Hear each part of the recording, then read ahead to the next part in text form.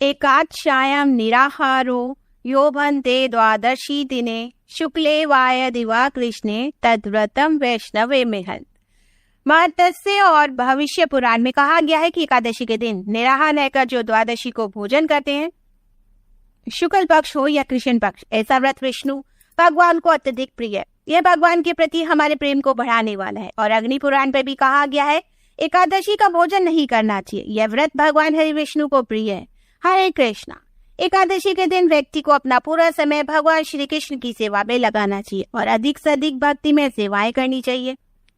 एकादशी का पालन जीत तत्व के लिए, क्योंकि यह भौतिक रोगों से ग्रस्त है। आदर्श एकादशी का अर्थ है कि एकादशी के दिन हमारी एकादश इंद्रियों को उनके विषय से हटाकर श्री कृष्ण भगवान की सेवा में लगाना, अर्थात एकादशी के दिन जल और किसी भी प्रकार का खाद्य पदार्थ ग्रहण नहीं करना और सारे दिन और रात श्री कृष्ण की सेवा में लगी रहना। जैसा कि माला जप की संख्या हमें बढ़ा देनी है, विग्रह की विशेष रूप से सेवा करनी है, एकादशी कथाओं का अधिक श्रवण करना, श्रीमद् भागवत का अध्ययन करना, भजन कीर्तन करना, हरि कथा श्रवण करना और वैष्णव की सेवा करना इत्यादि।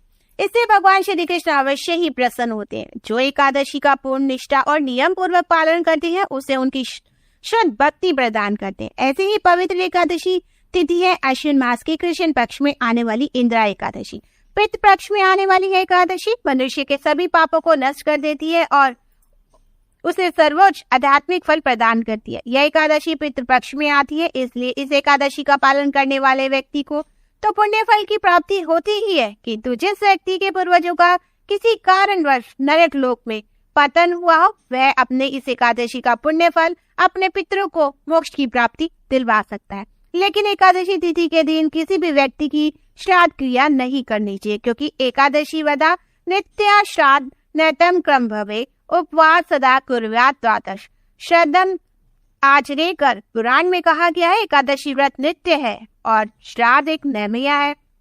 अतः जो नित्य है उस एकादशी के दिन उपवास रहकर श्राद्ध का अनुष्ठान अगले दिन द्वादशी पर ही करना चाहिए। लेकिन एकादशी व्रत रखकर उसके पुण्य फल को आप अपने पितरों को अवश्य ही प्रदान कर सकते हैं। तो चलिए अश्विन मास की कृष्ण पक्ष में आने वाली शेखरा इंदिरा एकादशी के उपलक्ष्य में आज हम गर्ग संहिता से एक पौराणिक कथा का श्रवण करते हैं। ये बात है वृंदावन की, जहाँ परम भगवान श्री कृष्ण अपनी बाल लीलाओं किया करते हैं। अपने सुंदर मुस्कान और खटपट लीलाओं से उन्होंने सभी ब्रजवासी को अपने मुंह में पाश में बांध दिया था। उनके लिए उनकी दुनिया यानी उनका कान्हा कोई उनके पुत्र की तरह प्रेम करता, तो कोई उन्हें अपने सखा बनाकर उनके साथ खेलता रहता।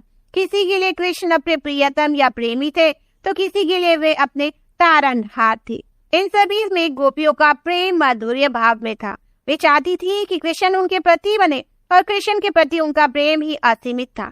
लेकिन वे सब इस बात से भली भांति परिचित थे कि वह श्री कृष्ण को सबसे अधिक प्रिय और कोई नहीं कर सकता, केवल राधा रानी ही कर सकती है। और वे सभी गोपियां राधा रानी की सर्वोच्च प्रेमनीय स्थिति को जानती थी। इसलिए एक दिन उन गोपियों ने राधा रानी को घेर लिया और उनसे श्री कृष्ण के प्रेम की गोपनीय तत्व को पूछने हुए कहने लगी। ऋषुभानु सुते द्रव्य हीरा कंच लोचने श्री कृष्ण से प्रसादा अतः व्रत कृचित व्रतम शुभम है ऋषुभानी नंदनी।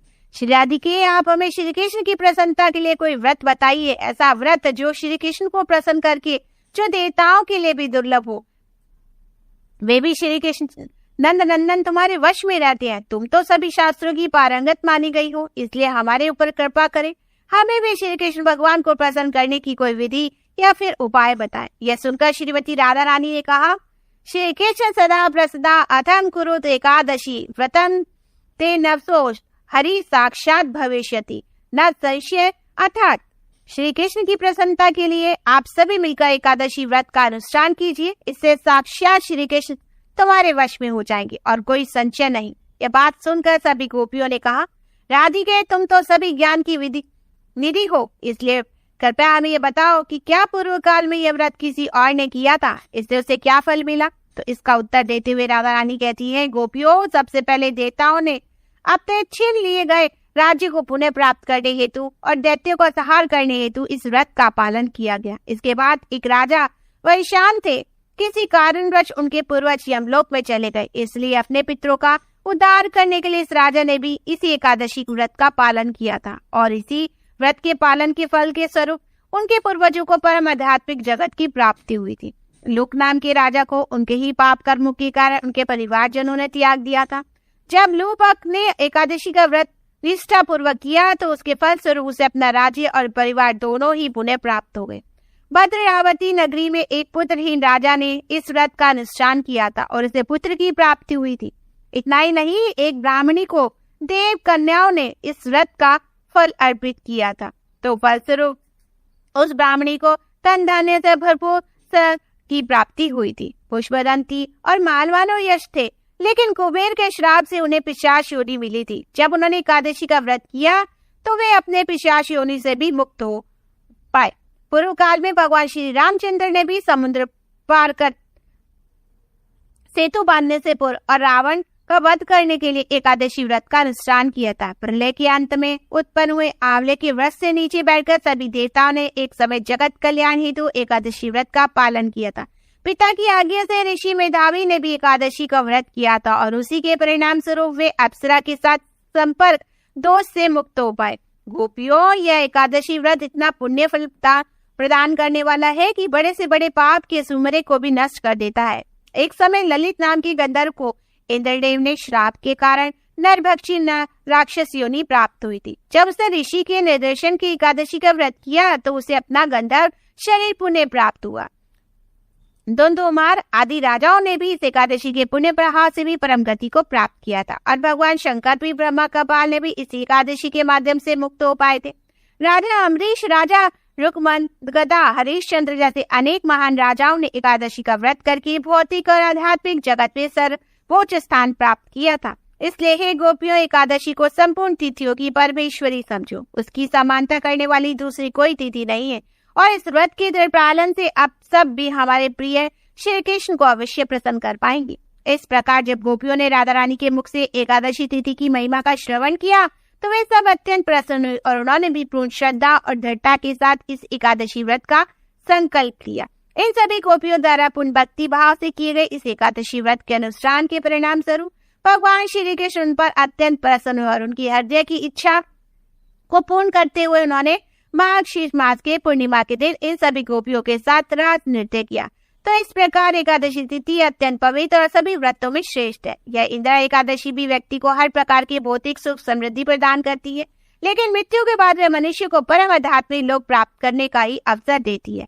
इतना ही नहीं, इस एकादशी का श्रद्धा और नियम पूर्वक पालन करने से व्यक्ति अपने पितरों और पूर्वजों के ऋण से भी मुक्त हो जाता है। अगर आपकी जीवात्मा को अन्य शरीर प्राप्त नहीं हुआ है या फिर अनवांछित योनि में वो भटक रहे हैं तो उनका उद्धार भी इसी एकादशी के पालन द्वारा संभव है। बस करना यही है। अगर आप अपने पितरों के लिए एकादशी व्रत रखते हैं तो एकादशी का संकल्प लेते समय भगवान के समक्ष हाथ में गंगा जल लेकर भगवान से अपने पितरों के लिए प्रार्थना कीजिए और एकादशी व्रत का सभी नियमों के साथ पालन करने का निश्चय कीजिए। अगले दिन जब एकादशी का पारण करें तो उसके सुयोग्य ब्राह्मण वैष्णव को भगवान के अर्पित भोजन प्रसाद रूप खिलाइए और अपनी क्षमता अनुसार उन्हें दान दक्षिणा दीजिए। उसके बाद अपने जो भी एकादशी व्रत किया उसका फल भगवान के समक्ष जाकर उन्हें अर्पित करते हुए अपने पितरों को उच्च गति की प्रार्थना कीजिए। फिर आप स्वयं एकादशी का व्रत पारण थी हमारी इंदिरा एकादशी की एक छोटी सी कथा। आशा करती हूँ, उम्मीद करती हूँ आप सभी को पसंद आई हुई। तो वीडियो को लाइक, सब्सक्राइब एंड शेयर करना ना भूलिएगा और प्रेम से बोलिएगा भगवान हरि विष्णु की जय, लक्ष्मी माता की जय, समस्त देवी देवताओं की जय। जय जय श्री राधे श्याम।